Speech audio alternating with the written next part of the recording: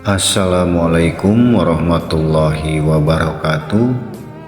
Puji sinarang syukur urang panjatkeun ka hadirat Allah Subhanahu wa ta'ala. Sholawat sinarang salam anu salawasna ngucur ka junjunan urang junjunan Rasulullah Muhammad sallallahu alaihi wasallam. Neraskeun perkawis iman.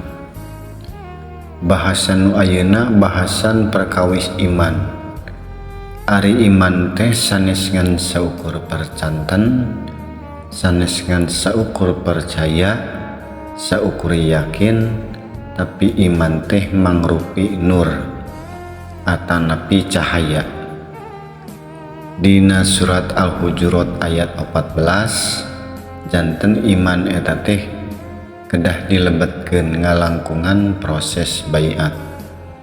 Dina surat Asy-Syura 52 oge sami janten ditanamkeun nur iman sareng nur kitab kana kolbu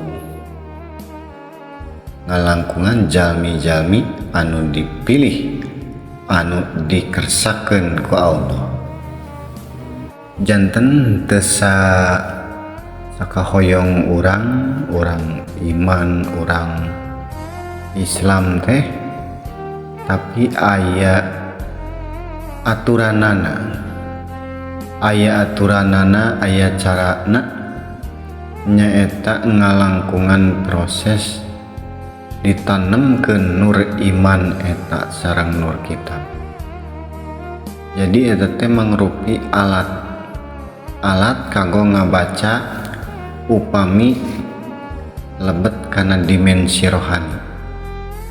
Ibarat di dunia ieu di kasadaran akal teh mangrupi alat kasadaranana, tah panca indra teh mangrupi alat anu ngabaca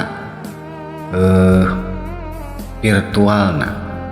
Tah ruhani oge upami parantos naik kana ranah hakikat anu maca virtualna nyaeta nur iman sareng nur kitab.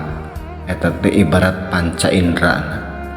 Tah kasadaran ruhani memang sapertos akal tapi sanes akal, tapi disaluhureun akal kasadaranana. Kasadaran anu parantos ningkat karena kasadaran keimanan eta numawi teu gampil urang ngaku iman teh sareng aya tahapan-tahapanana. Eta iman eta teh nyaeta nyorang numawi iman eta teh manglapis-lapis disebat lagi rukun iman. Janten eta manglapis-lapis dihandap kaluhur urang nyorang urang kanu dimensi anu kaluhur ka Allah Ta'ala. Eta ngalangkungan lapisan-lapisan cahaya di alam akhirat eta.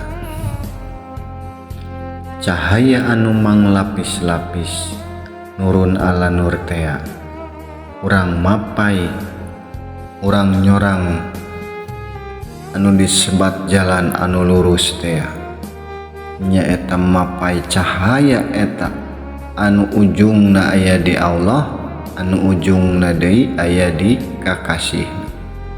Janten upami urang parantos baiat, parantos lebet kana diri rohani eta, urang dibangkitkeun tak urang bakal nyorang jalan anu lurus eta, jalan anu lempeng eta ku urang bakal kasorang sirotol mustaqim teh. Pina sakitu heula ti simkuring, billahi taufiq wal hidayah. Wassalamualaikum warahmatullahi wabarakatuh.